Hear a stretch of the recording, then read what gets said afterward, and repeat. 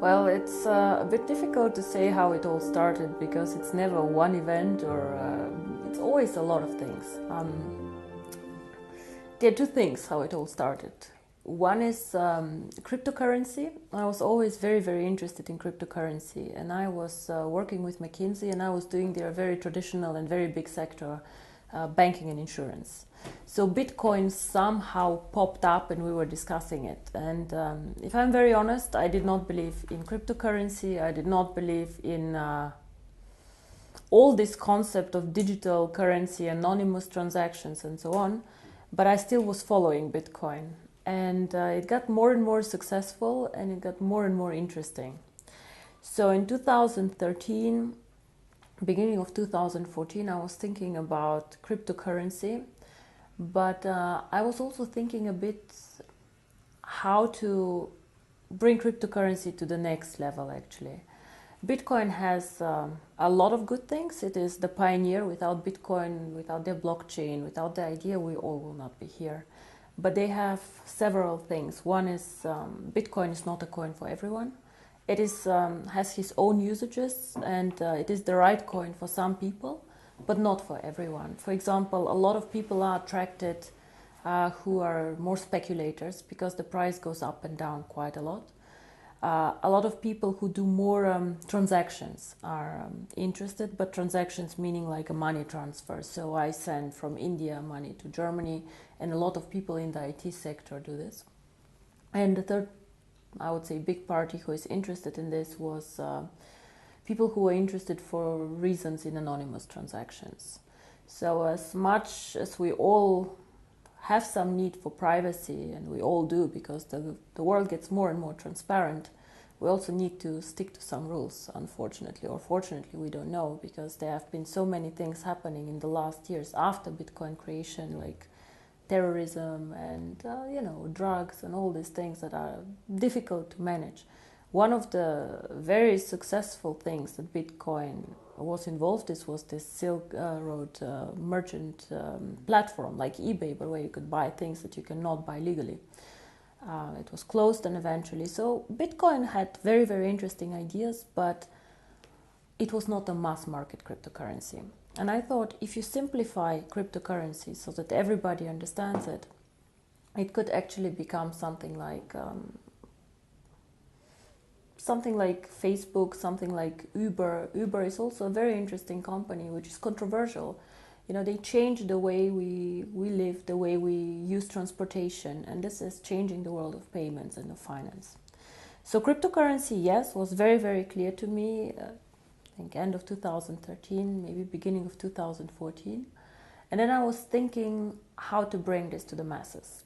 When I started thinking about cryptocurrency, my contacts were more institutional banking clients, big private equity funds, so people who definitely could get excited about cryptocurrency. For example, Goldman Sachs are also excited about the blockchain and so on, and they can invest in it. But unfortunately, these people do not have real contacts out there, retail people like you and me. So the idea was how to bring a good concept, an interesting concept, out to the people. And there I have a personal friend, his name is Sebastian Greenwood, who has been active in network marketing for quite a while. He was the one actually who suggested, let's do network marketing. And I said, no, let's not. Because exactly when we wanted to start this company, another company, which was quite big, had went bankrupt, and a lot of people had lost money, and it was all over the press, the internet, and it was just a lot of bad vibes in the industry. So when we started, and he convinced me that network marketing might be exactly the right thing, so we said, let's do network marketing, but let's not sell the cryptocurrency, let's do an education package. There's definitely a lot of need for education, especially also in developing markets on finance, personal finance, and a lot of people who want to be successful but somehow still do not know why and how to do this. So what we did is we created the education packages and we attached to them the free mining rights. And we said, okay, if you do the education package, if you're interested in cryptocurrency, do it. Even today, not all of our people mine the coin. Some of them just do the education package. And this is actually how it all started. But when it all started, I remember one of our first events was in Finland, because people got very excited about this actually. I don't know how often I had to explain what is cryptocurrency, what is Bitcoin. And this was actually how it all started, end of 2014. I would say 2015 was the year where we all learned about what is cryptocurrency, what is mining, how does it actually work, so really the basics. 2016 got a bit more sophisticated, a new blockchain, new technology, and now 2017 and 2018, the next two very, very big steps are coming up, the merchants and the coin going public.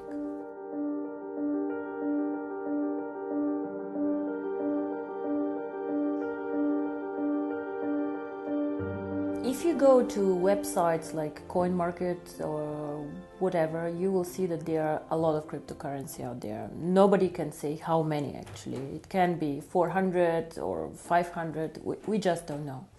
So in my opinion, however, there are maybe 3 or 4 really big ones who are trying to be big, who are trying to find a niche and who are trying to do some work. Bitcoin for sure is one of the big ones. It is the most liquid cryptocurrency out there. Most people who speak about cryptocurrency trade this coin and do things with this coin.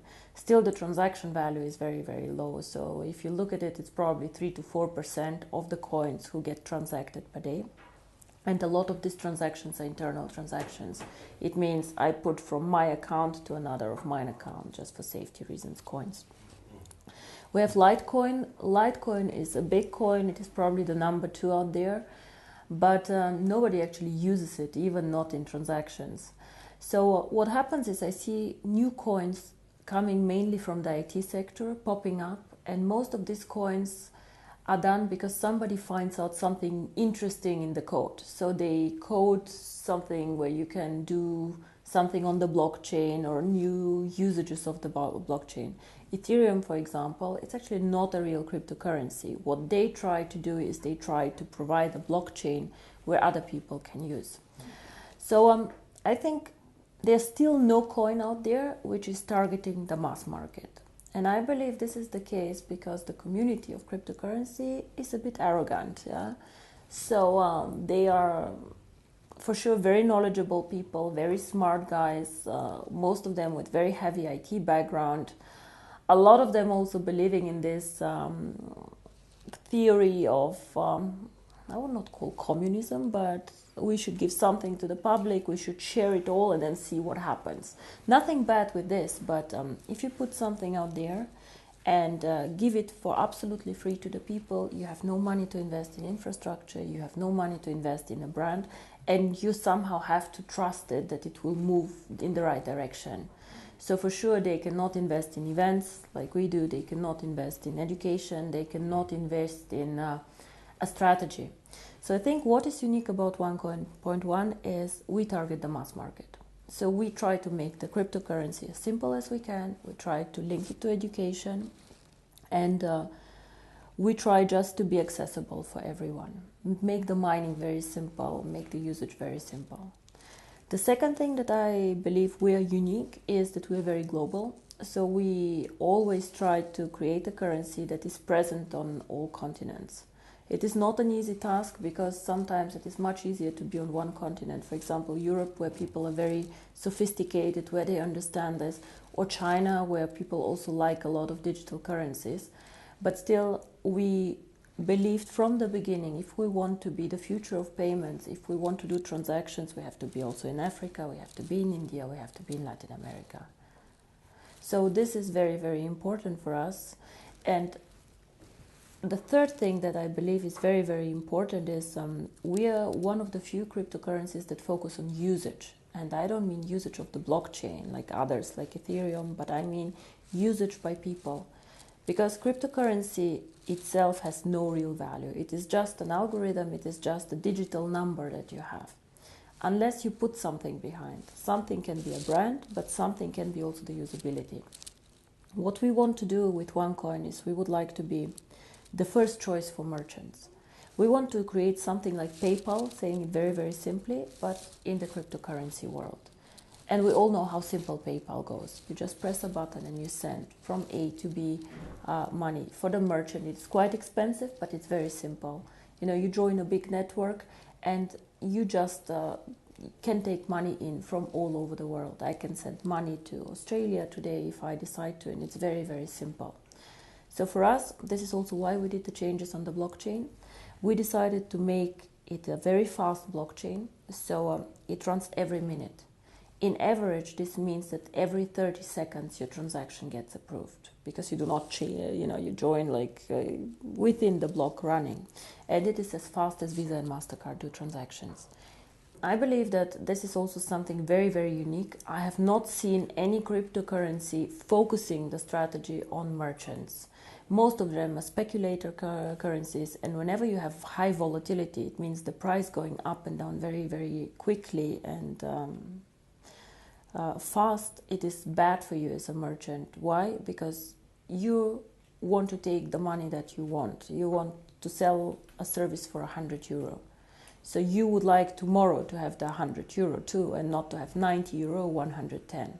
Of course, you're happy if you have the 110, but it can go both ways. So as a merchant, you want to be sure you will receive what you advertised as a price, and this happens only if the cryptocurrency does not move too fast and too much.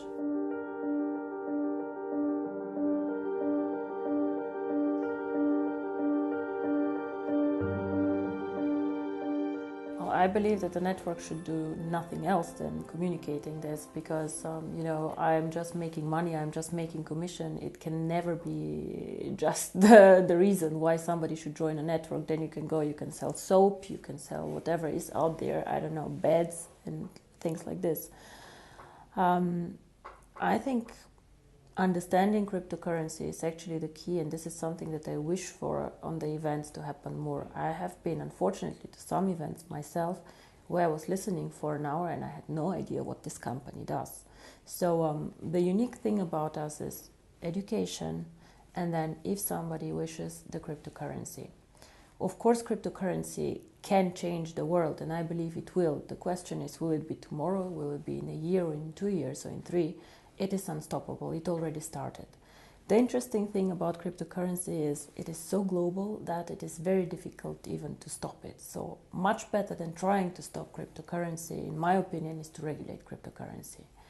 Just to regulate cryptocurrency as part of the financial landscape. We are not banks, for sure not, but to make some rules for people out there, because today everybody can go and create a cryptocurrency and start collecting money.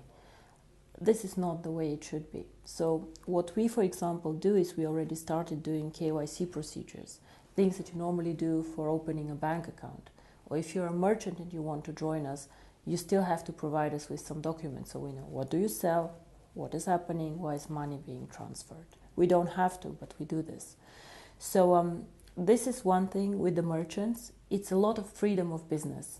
For example, for the European market, if you're a small, innovative Swedish company, what can you do? You can develop some cool software, you can do things. Most of us are in the digital network, they are doing interesting things, and then you want to sell it to other markets. It can be Asia, it can be India, it can be everywhere. But China and India are very difficult to sell things to. They do not have the free capital flows that we have. So you might find a Chinese buyer, but it's difficult for you to get a payment. And it's very frustrating because you're a small company, you focus on software, you do not focus on international payments. If you're a big company, you can do this, but you don't have the know-how. Now here, cryptocurrency can help you, because OneCoin is very strong in China and is very strong, for example, in Europe. So what you can do is you can put your software in our shop that is starting now in next year. You can put up the price, whatever the price is that you would like, and then a transaction between a Chinese buyer and a European buyer can happen like this. Within 1 minute, the transfer is done. So this is something very exciting. For me, this is a bit more freedom of doing business. And the second thing, as you say, is the unbanked. Now, the unbanked, I don't know if you had a look what happened in India. India is a cash economy, so a lot of the poorer people who do not have a bank account for several reasons. Poor people normally do not trust banks. Poor people hoard the money for emergency. Within 4 days, they told them that they need to come and just give the cash that they have only up into a limit, and they needed to exchange it, and the other cash was just void. Now this is a disaster, and this disaster will not hit the rich people. It will hit like very, very small people who have their savings. Cryptocurrency can make a change. Now, you ask me, if a person is so poor he doesn't have a bank account, how will he deal with cryptocurrency? A lot of people have access to phones, so if you manage to link cryptocurrency to a phone, and of course it's already linked to the internet, you can give these people so many more options how to bank with us. So a cryptocurrency provides just another corridor how they can make money movements and how can they join the financial system. But we have to be very, very clear on this. This is probably the most complex part of what we're doing. The merchants, I believe, is quite simple to put together. Then you have to grow the merchant network. You have to be attractive, low-cost opportunity, fast, reliable, fine. But the remittances, you always need a point where cash gets collected. And this is the second part of the strategy, which will come most probably only after we open the coin for everyone. You need to make sure that there are points where you can make the virtual currency real. So where cash can come in that people have, they can send somewhere, and then they can get the cash and go to the supermarket and spend it. It can work, for example, if you get several partners to join. It can be a phone company, because you go and pay your phone bill, or you can just charge on your phone bill the cryptocurrency and back. It can be a big gas station chain, for example. It can even be a supermarket chain. Like if it's a big chain, they can take cash in for you, they can give cash out. For example, in Germany, a lot of supermarkets started giving cash out with your card. So the same can be done for cryptocurrency. You just need to find a lot of points and a lot of partners, again, a network, where they support the idea of cryptocurrency. And to be honest, I believe that this will happen because banks currently have a monopoly on many things, and they do not treat some of their clients in a good way. So I believe that the second system, a financial system, will be created and somehow will happen. How fast, I cannot tell you, but there's always this tipping point theory. Things start, grow, and one point of time, they just reach a point where it just gets inevitable and just like goes out.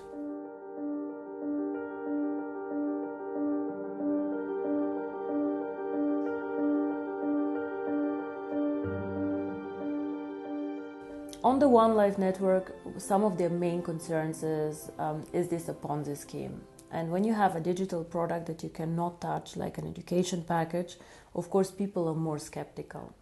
So I respect everybody who has questions or who criticize or just wants to talk to us, but what I do not like is when people do not do their homework and do not check what is going on. Now, a Ponzi scheme, we all know what it is. A Ponzi scheme means that new money feeds old money. So we had this Bernie Madoff scandal somewhere, like the guy was taking investments from the public, promising huge returns and then paying out the returns, not because he was a smart investor, but because he had, taken new money in, and it's one point of time it stopped. When you join the One Life network, what happens? First of all, we have never made any return promises. Why? Because we are selling the education package. It's up to you if you mine the coin or not. What will happen to the cryptocurrency?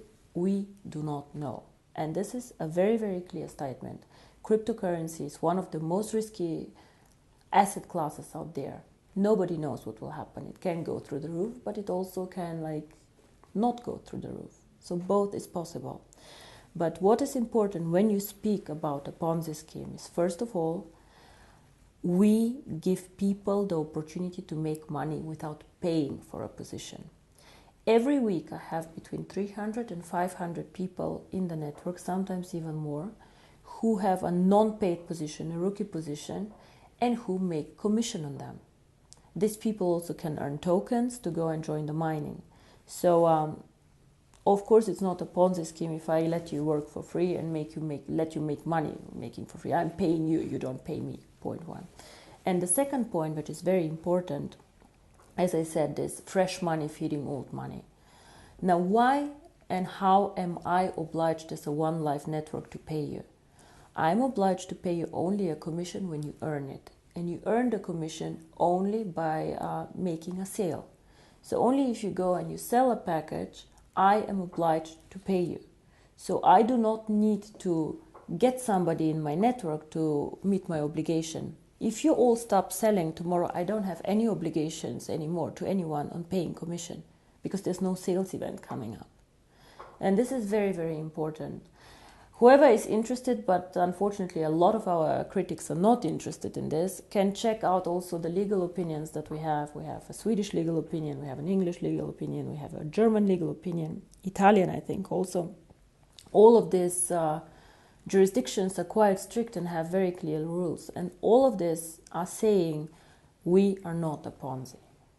Now, one thing that I would like, again, to make sure in the network, I believe that we as a company are very clear on what we do and what we don't. But sometimes some people get overexcited and say things that are simply not correct.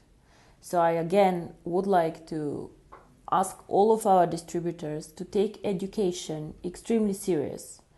Educate the people that go out there, educate the downline and the distributors, so that the information that we provide to new people is correct. Because I believe our company and our product is exciting enough. We don't need to be selling so hard and saying things that are not correct. If you present the project in the right way, and if you present the stages that we go through, if your people are encouraged to go through the education, it is much easier for all of us, because we then understand one coin as a cryptocurrency needs to go through stages. It is for sure not get rich in 90 days thing, and I really do not want people to market this like this. Sometimes, all this, how we're portrayed by the media, is our own fault. A lot of things that the media write is distributor X said that, and even if distributor X said something wrong, I cannot attack this and I cannot get a lawyer to go against this because he really said this. And this is very frustrating also for us as a company. So again, guys, try and get the right information, educate your downlines, and just make sure that we do the right things out there.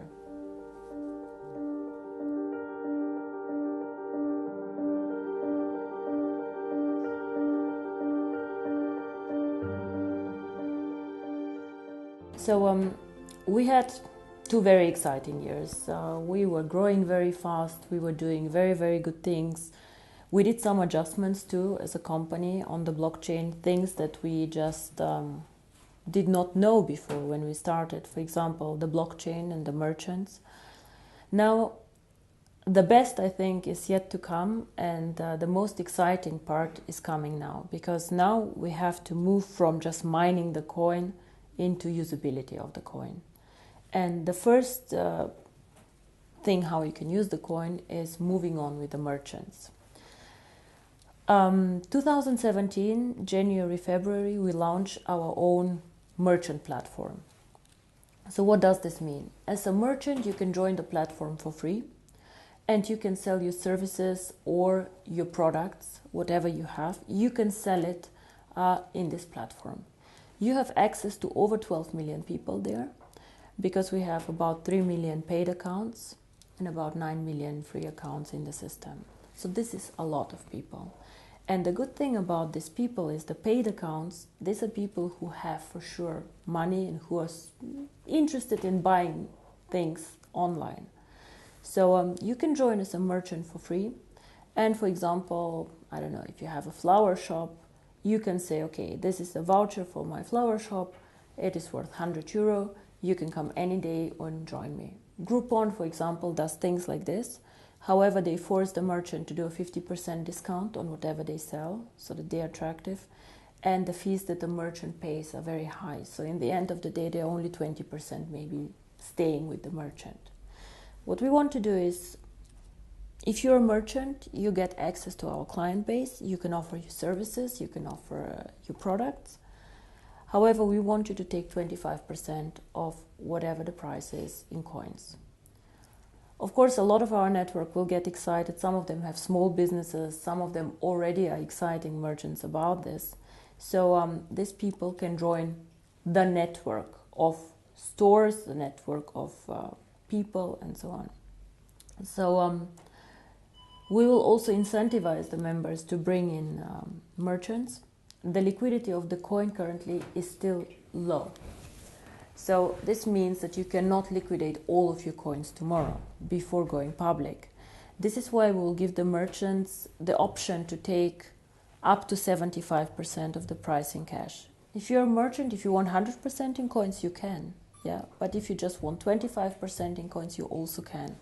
However, what we will do as a company, we will pay a BV value on the cash payments. Why do we do this? Because first of all, the more good merchants we get, the better for the coin value. And of course, we want this coin to be very, very successful and to get good merchants. We said, I think in Bangkok, we said 10 million users, 1 million merchants, and hopefully one day 25 euro for the coin value. But I do not want to have 1 million bad merchants. I want to have, even if it's just 100,000 merchants, but really good merchants where people get excited to use them. And I believe that in incentivizing our distributors who attract merchants for the network on the volume that the merchant makes is the right thing to do. Because it's so easy for me to sign up. I can sign up today 100 people, 100 merchants. If their products are too expensive, not attractive, bad quality, no point. So it's again, we trust each other as a network, we want the best for the network, and this is how we want to grow as a network. And of course, it's very nice for you as a merchant, you put the OneCoin sign on your door, I accept OneCoin. People maybe come and ask you, what is OneCoin? I want to know more about it. Then the merchant can go and say, okay, this is an education package. If you want, please have a look. And again, the network wins from this. So 2017, to get back to your question, for me is the year of the merchants, while 2018 is then the year where the coin has to go public.